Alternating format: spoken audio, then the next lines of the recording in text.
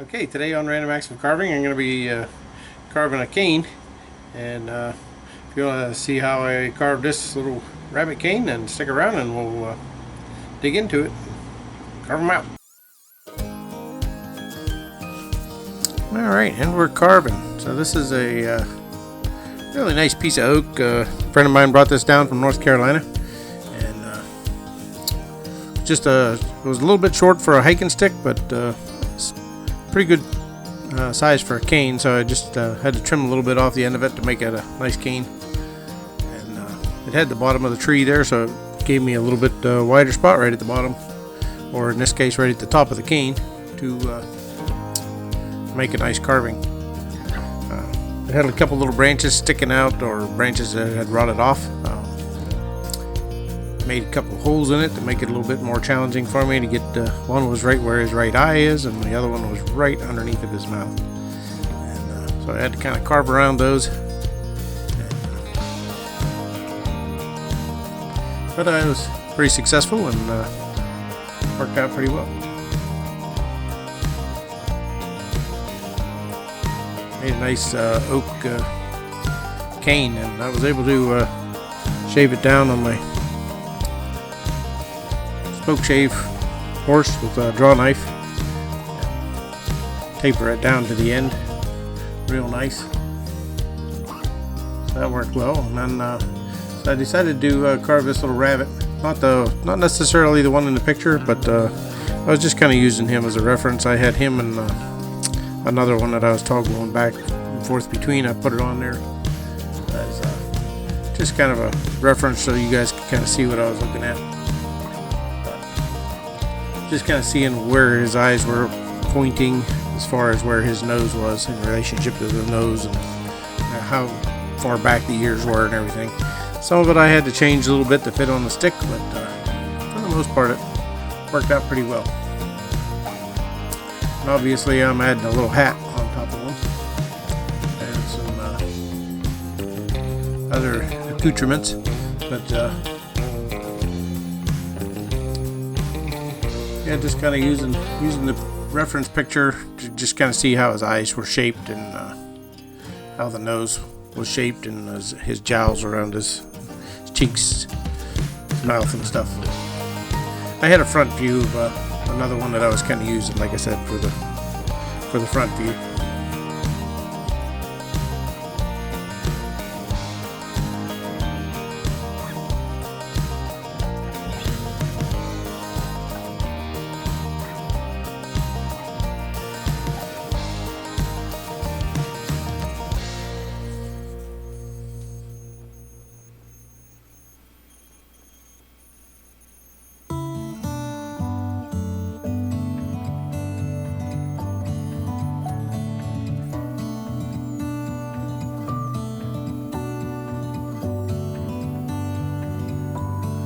I decided to put a little bow tie and a suit and vest and shirt on him. So I couldn't really rough in at all with the diamond grit bits, so I was using the pretty tough Christmas tree bits, I think Just Carve Rob calls them. Or Christmas tree shape anyways. Just roughing this thing out, getting the wood removed, and then I was able to sand it and put the detail lines in with those diamond bits. So I'll go to that here in a minute.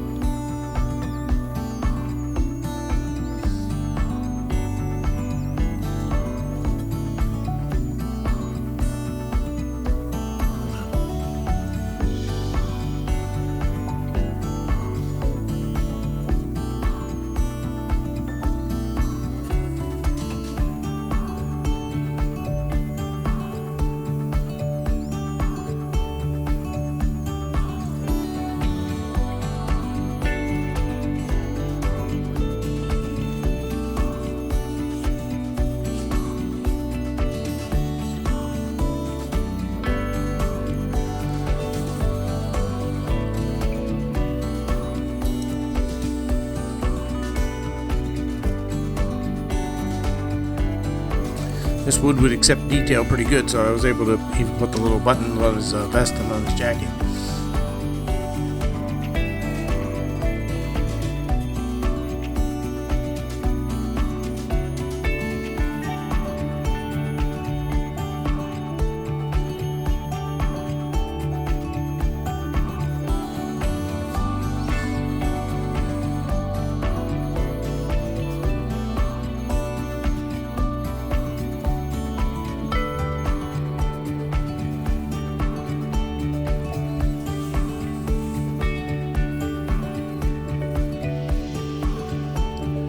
did take a sanding drum and just kind of went over the places I could get to with it and sanded them out a little bit. Places I couldn't get to, I did with the diamond grit bits a little bit and got in there and just use light pressure. You can sand the dark lines off of it a little easier.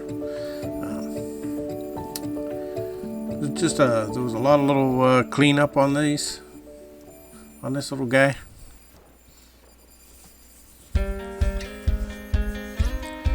I went to the tapered end mill.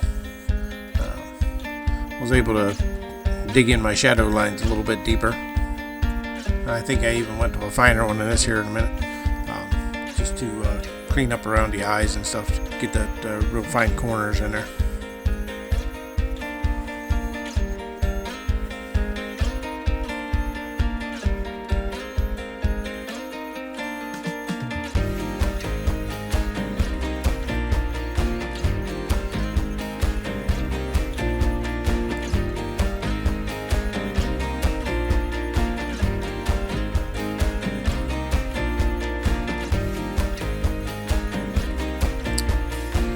Using that wheel-shaped diamond grit bit to put in some real fine fur detail. This is, rabbits have pretty fine fur to begin with, and this wood was really hard, so this was just making little light scratches in it. Worked out pretty well for the fur detail.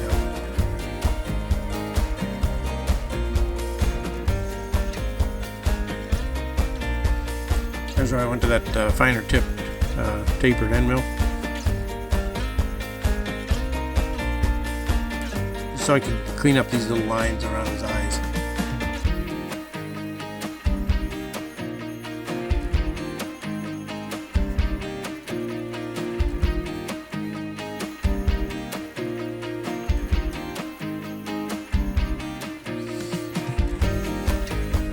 You learn pretty quick that different bits work for different jobs on different pieces of wood. If you're working with something soft, you really can't use these tapered end mills. They'll just tear it to shreds,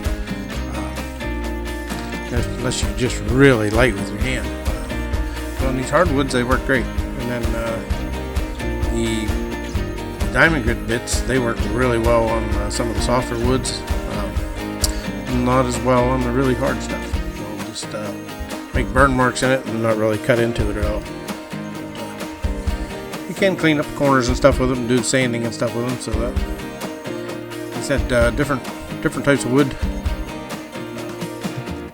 make your choices of your tips different on each carving, really.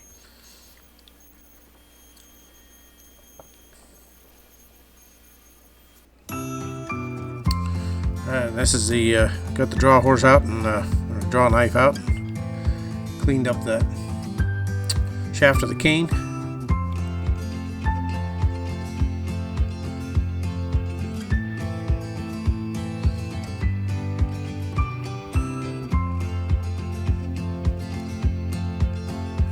Really enjoyed painting this one. I didn't put a lot of paint on his face, and then when I went back over it with some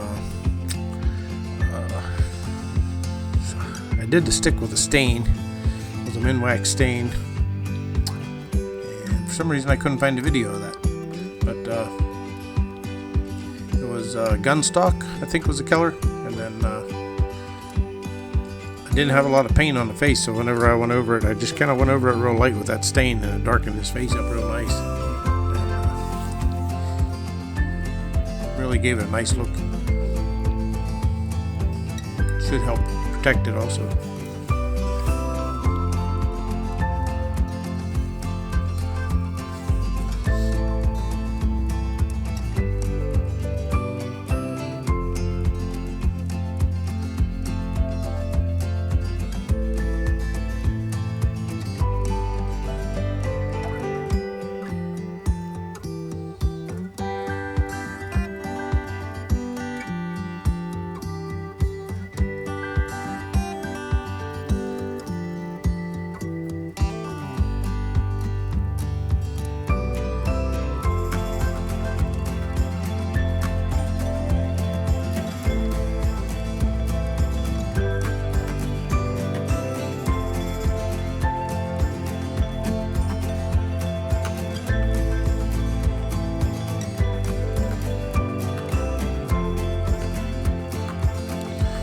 got the paint on, I just kind of went over them with that, just water that black paint down pretty thin, and then just go over it.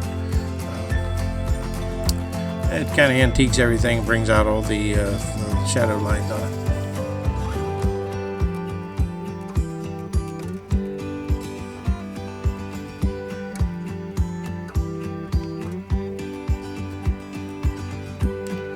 This was definitely a fun little project.